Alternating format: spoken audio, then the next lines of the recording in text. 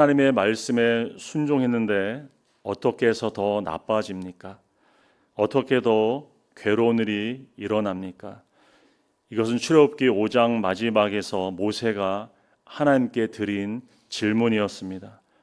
모세는 하나님의 말씀대로 순종했습니다. 그러나 그 결과는 이스라엘 백성에 대한 더 큰 학대였고 백성들의 원망이었습니다. 순종했는데 오히려 상황은 더 나빠지는 것이었습니다. 모세는 실패한 사람처럼 보였습니다. 우리도 그런 자리에 설 때가 있습니다. 기도했는데 문제는 더 커집니다. 말씀대로 살려고 하는데 손해가 생깁니다. 믿음으로 결정했는데 더 어려움이 찾아옵니다. 그때 우리는 묻습니다. 내가 잘못 들은 것은 아닌가? 하나님이 정말 일하고 계신 것인가? 오늘 본문은 그 자리에 선 우리에게 말씀합니다. 실패처럼 보이는 자리에서도 하나님은 결코 멈추지 않으십니다. 보이지 않을 뿐 여전히 하나님 우리 가운데 일하고 계십니다. 오늘 말씀을 통해 실패를 우리의 시선이 아니라 하나님의 시선으로 바라보며 멈춤이 아니라 순종으로 나아가는 은혜가 있기를 간절히 소원합니다.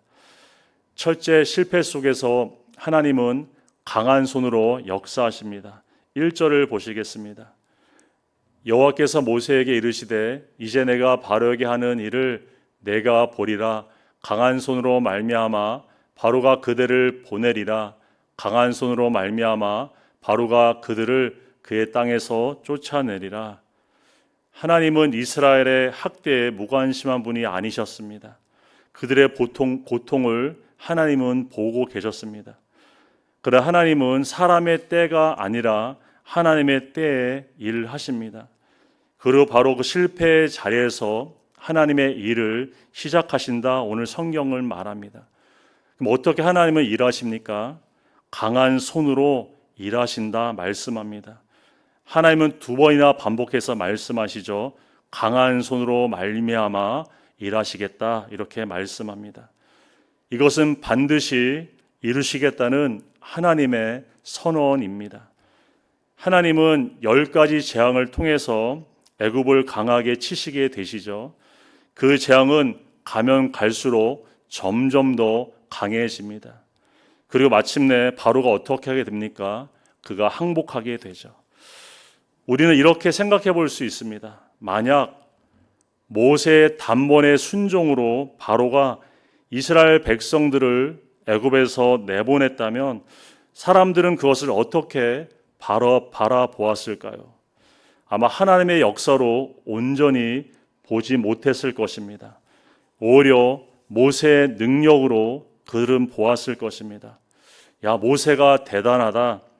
모세가 큰 일을 해냈다. 사람들의 시선이 하나님이 아니라 모세에게 머물렀을 것입니다. 그러나 하나님은 그렇게 일하시지 않으시죠. 하나님은 모세를 사용하시지만 모세가 아니라 하나님 자신이 드러나기를 원하십니다. 우리의 순종을 통해 영광 받으시는 분은 오직 하나님이셔야 합니다. 우리는 그 영광을 결코 가로채지 말아야 합니다. 예수님에게 침례받는 사람들이 몰려올 때 침례 요한이 이렇게 고백을 합니다. 요한복음 3장 30절에 그는 흥하여야 하겠고 나는 쇠하여야 하리라. 이렇게 요한은 고백합니다. 믿음의 삶은 내가 드러나는 삶이 아닙니다. 주님이 드러나시는 삶입니다. 그래서 사역이 잘 될수록 사람들의 인정이 많아질수록 또 열매가 많이 맺힐수록 우리는 그때 더 조심해야 합니다. 내가 드러나지 않도록 더 겸손히 주님 앞에 우리는 자신을 드릴 수 있어야 합니다. 모세의 실패를 통해 하나님이 분명히 보여주시죠. 출애굽 사건은 인간의 능력이나 계획으로 이루어진 일이 아닙니다. 오직 하나님의 주권과 능력으로 이루어진 사건입니다. 그래서 하나님은 가장 어두운 자리에서 자신의 능력을 가장 강하게 드러내십니다. 빛이 가장 밝게 느껴지는 때는 정오가 아닙니다. 가장 어두운 밤을 지나서 새벽이 밝아올 때이죠. 실패와 절망의 밤이 깊어질수록 하나님의 일하심은 우리 가운데 더 강하게 드러나십니다. 환경이 점점 어려워질수록, 어두워질수록 그것은 끝이 가까웠다는 신호가 아니라 하나님의 능력이 더 강하게 나타날 때가 가까워졌다는 영적인 신호입니다. 이것은 예수님이 십자가에서 가장 잘 보여주고 있죠. 사람들의 눈에 십자가는 완전한 실패였습니다. 제자들은 흩어졌고 소망은 끊어진 것처럼 보였습니다. 하늘도 어두워졌고 낮이었지만 온 땅이 어둠으로 가득했습니다. 그러나 바로 그때 가장 어두운 그 순간에 하나님은 가장 위대한 구원의 역사를 이루고 계셨습니다. 주님의 십자가는 끝이 아니었죠. 부활의 시작이었습니다. 우리의 삶에 찾아오는 실패와 어둠도 마찬가지입니다. 지금은 아무것도 보이지 않는 것 같고 또 모든 것이 무너진 것처럼 느껴질 수가 있습니다. 그러나 그 자리가 바로 하나님이 일하시고 계시는 자리입니다. 구원의 역사가 시작되는 자리이고 새로운 생명이 소생되는 자리입니다. 세상에서 실패는 끝일 수 있습니다. 그러나 하나님 안에서 실패는 결코 끝이 아닙니다. 오히려 하나님이 일하시는 자리이고 또 하나님의 승리가 이루어지는 자리입니다. 순종의 결과로 찾아오는 실패 앞에 결코 우리는 낙심하지 않기를 바랍니다. 순종했는데 일이 잘 되지 않는다고 해서 우리는 실망할 필요가 없습니다. 왜냐하면 순종 뒤에 찾아오는 실패는 하나님께서 강한 손으로 일하시는 하나님의 때이기 때문입니다. 우리는 그 사실을 믿음으로 바라볼 수 있기를 바랍니다. 하나님은 순종하는 사람의 인생을 결코 실패로 끝나게 하지 않으십니다. 오히려 강한 손으로 하나님의 뜻을 이루시고 그 순종을 통해서 하나님의 영광을 드러내십니다. 그래서 주 안에서 하는 우리의 수고는 결코 헛되지 않죠. 고린도서 15장 58절 우리에게 이렇게 말씀합니다. 그러므로 내 사랑하는 형제들아 견실하며 흔들지 말고 항상 주의 일에 더욱 힘쓰는 자들이 되라. 이는 너희 수고가 주 안에서 헛되지 않은 줄 알미라. 믿음의 사람은 눈에 보이는 것을 따라 살지 않습니다. 하나님의 약속의 말씀을 따라 살아갑니다. 우리는 보는 것으로 행하는 사람들이 아니죠. 말씀을 믿고 말씀을 따라 믿음으로 살아가는 사람들입니다. 그래서 상황이 아니라 말씀을 붙잡고 지금의 결과가 아니라 하나님을 신뢰하며 우리는 살아갑니다. 우리의 깊은 밤은 하나님의 새벽과 맞닿아 있습니다. 지금은 어두워 보여도 또 아무것도 보이지 않아도 하나님은 이미 우리 가운데 새벽을 준비하고 계십니다. 하나님은 순종한 자의 실패를 반드시 승리의 길로 인도하십니다. 실패 속에서 강한 손으로 일하실 우리가 하나님을 기대하며 다시 순종의 자리로 나아가시는 저와 여러분 되기를 주님의 이름으로 축복합니다. 둘째, 실패 속에서 하나님은 언약을 따라 일하십니다. 2절과 3절을 보시겠습니다. 하나님이 모세에게 말씀하여 이르시되 나는 여호와이니라. 내가 아브라함과 이삭과 야곱에게 전능의 하나님으로 나타났으나 나의 이름을 여호와로는 그들에게 알리지 아니하였고, 하나님은 실패 속에 있는 모세에게 자신의 이름을 다시 알리시고 계시죠. 그 이름은 이미 호렙산 가시떨기 불꽃 가운데서 밝히신 이름이었습니다. 나는 스스로 있는 자니라. 이것이 바로 여호와라는 이름의 뜻입니다. 그리고 지금 다시 선언하시죠. 나는 여호와이다. 하나님 말씀하십니다. 왜 하나님은 이 이름을 실패의 자리에서 다시 말씀하고 계시는 것일까요? 4절과 5절을 보시겠습니다. 가나안 땅 곧 그들이 거류하는 땅을 그들에게 주기로 그들과 언약하였더니 이제 애굽 사람이 종으로 삼은 이스라엘 자손의 신음소리를 내가 듣고 나의 언약을 기억하노라 말씀합니다. 여기서 여호와의 이름과 관련돼서 중요한 단어가 나오고 있죠. 바로 언약입니다. 하나님은 가나안 땅을 주기로 언약하셨고 그들의 신음소리를 들으시고 그 언약을 기억하신다고 지금 모세에게 말씀하고 있습니다. 여호와는 스스로 있는 자, 곧 변치 않으시는 하나님을 의미합니다. 과거에도 계셨고 지금도 계시며 앞으로도 계신 하나님입니다. 약속을 지키는 데 있어서 가장 중요한 것이 무엇일까요? 아마 변하지 않는 것일 것입니다. 사람은 변합니다. 그래서 사람의 약속은 언제든지 변할 수 있습니다. 그러나 우리 하나님은 변하지 않으시는 분이십니다. 영원토록 동일하신 하나님은 언약에 신실하신 분이십니다. 약속하신 것을 반드시 이루시는 하나님이십니다.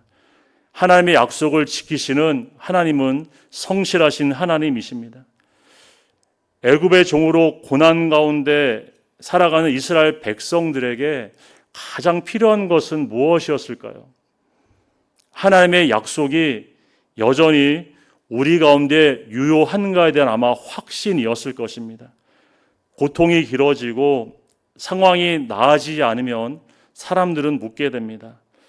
하나님이 우리를 잊으신 것은 아닐까? 하나님의 약속이 실패한 것은 아닐까? 바로 그때 하나님께서 말씀을 하십니다. 나는 여호와이니라. 나는 스스로 있는 자요, 과거에도 있었고 지금도 있으며 앞으로도 있을 하나님이다. 나는 결코 변하지 않는다. 그러므로 내게 맺은 언약도 결코 변하지 않을 것이다. 하나님 말씀하십니다. 우리가 하나님의 말씀을 의지하는 이유가 무엇입니까? 하나님께서 약속하신 것을 반드시 지키시는 신실한 분이심을 우리가 믿기 때문입니다. 히브리서 10장 23절은 이렇게 우리에게 말씀합니다. 또 약속하신 이는 미쁘시니 우리가 믿는 도리의 소망을 움직이지 말며 굳게 잡으라 성경은 말합니다. 미쁘신 하나님은 약속하신 것을 반드시 지키십니다. 민수기 23장 19절은 이렇게 말씀합니다. 우리 다 함께 고백해 보겠습니다. 하나님은 사람이 아니시니 거짓말을 하지 않으시고 인생이 않으시니 후회가 없으시도다. 어찌 그 말씀하신 바를 행하지 않으시며 하신 말씀을 실행하지 아니하시랴. 하나님은 사람과 같지 않으시다고 말씀하시죠. 그래서 말씀하신 것을 반드시 이루신다. 성경 우리에게 말씀합니다. 우리가 실패 속에서 두려워하고 불안한 이유는 다른 데 있지 않습니다.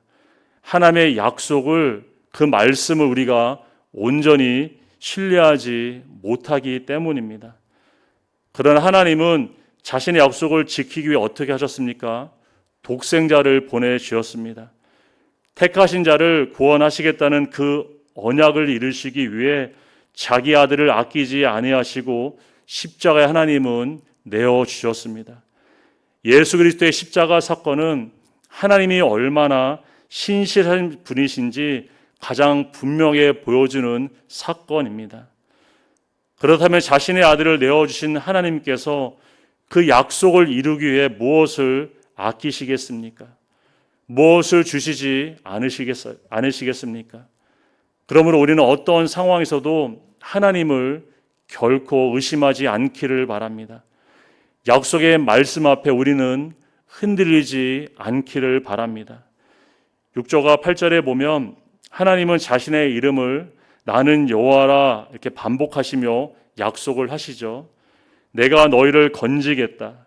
내가 너희를 속량하겠다. 내가 너희를 내 백성으로 삼겠다. 내가 너희의 하나님이 되겠다. 내가 너희를 인도하겠다. 이 모든 약속의 주어가 누구입니까? 바로 내가입니다. 하나님이 하나님이 하신다는 것입니다. 구원도 하나님이 하시고 인도도 하나님이 하시고 완성도 하나님이 하십니다. 그러므로 너희는 상황을 보지 말고 나를 보라고 하나님 말씀을 하십니다. 구원은 하나님이 시작하시고 하나님이 이루시고 하나님이 완성하시는 일이기 때문입니다. 우리가 주님의 일을 하면서 오해하지 말아야 할 것이 있습니다. 뭐냐면 내가 하는 것이 아니라는 사실입니다. 우리가 하는 것처럼 보이지만, 사람이 하는 것처럼 보이지만 실제로 일하시는 분은 우리 하나님이십니다. 우리는 그분의 도구이고 그릇일 뿐이죠. 그러므로 하나님을 하다가 우리가 실패를 만나게 될 때 우리는 자신을 바라보며 낙심하지 말아야 합니다. 실패 속에서 우리는 순종을 멈추지 말아야 합니다. 다시 언약에 신실하신 하나님을 우리가 믿음으로 바라보며 반드시 이루실 하나님을 의지함으로 다시 일어서는 저와 여러분의 삶이 되기를 바랍니다. 하나님은 실패 속에서 자신의 언약을 따라 일하시는 하나님이십니다. 그 하나님을 바라보며 실패 속에서 우리가 다시 일어나 순종의 자리로 나아가는 믿음의 적용이 있기를 주님의 이름으로 축복합니다. 셋째, 실패 속에서 하나님은 순종을 요구하십니다. 9절을 보시겠습니다.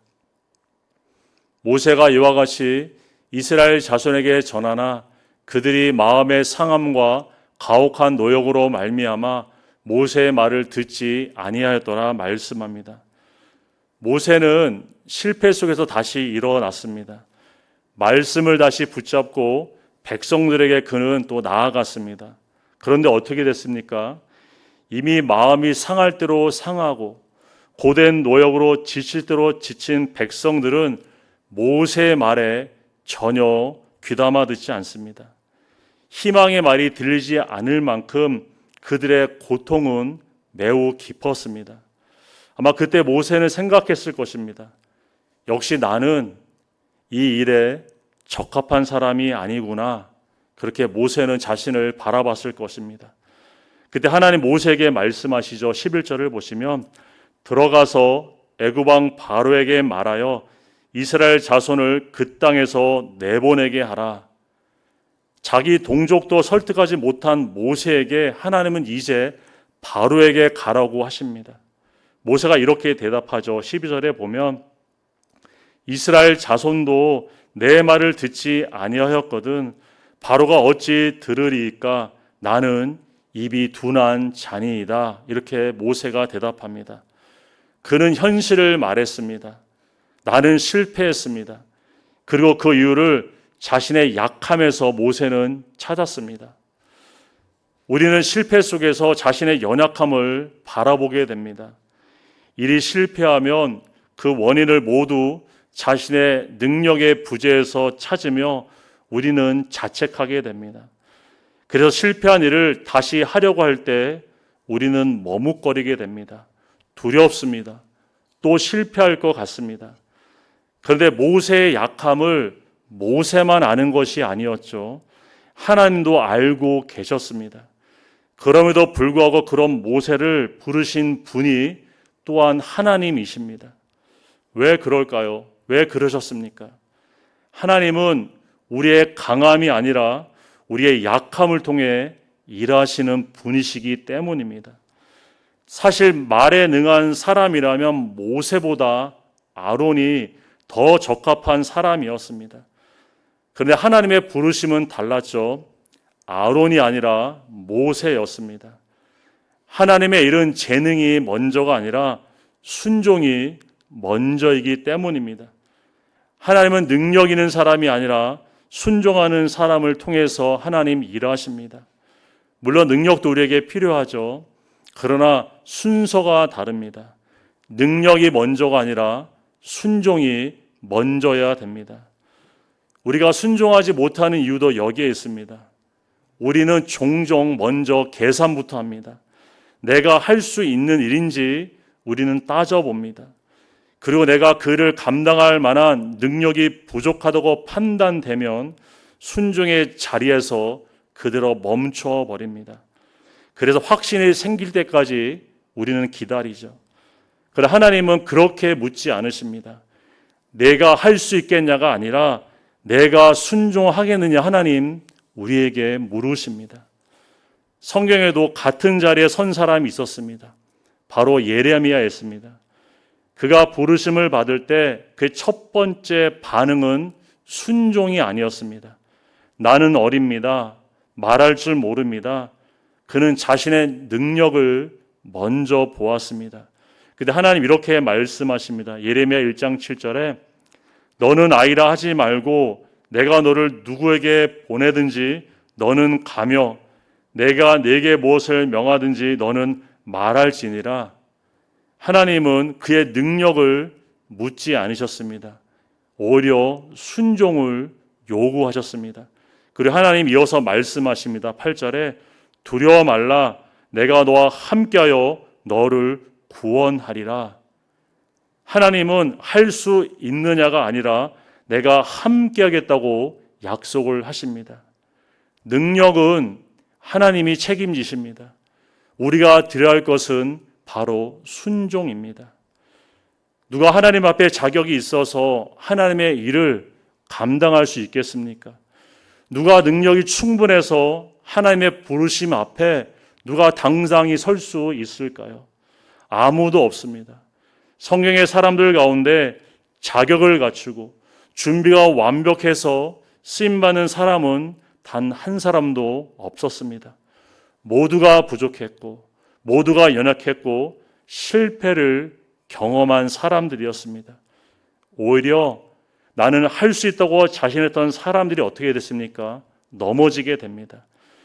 주님을 따르는 일에 누구보다도 자신했고 확신했던 베드로가 어떻게 되었습니까?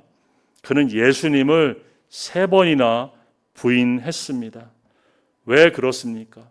그는 결단도 했고 확신도 있었고 자신도 있었습니다.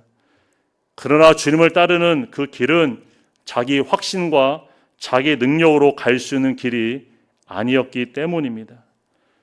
이렇게 순종을 머뭇거리는 모세와 아론에게 하나님 이렇게 말씀하십니다. 13절을 보시면 여호와께서 모세와 아론에게 말씀하사 그들에게 이스라엘 자손과 애굽 왕 바로에게 명령을 내리시고 이스라엘 자손을 애굽 땅에서 인도하여 내게 하시니라. 하나님은 더 이상 설명하지 않으시죠. 또 설득도 하지 않으십니다. 오직 명령만 하십니다. 가라, 말해라, 인도하여 내라. 모세는 여전히 확신이 없었습니다. 그리고 상황도 나아지지 않았습니다. 그럼에도 불구하고 하나님 말씀하시죠.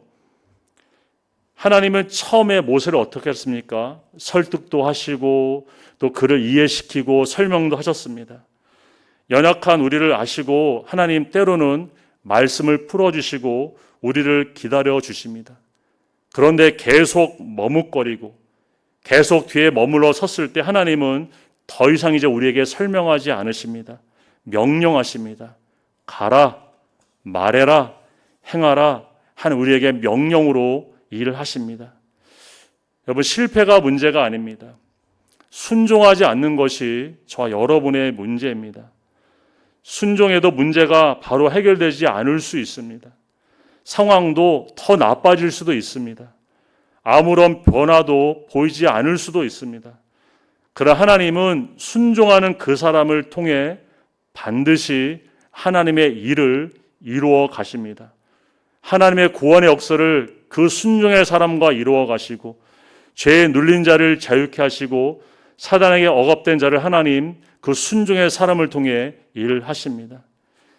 예수님 한 분의 순종으로 인류가 구원을 얻었습니다.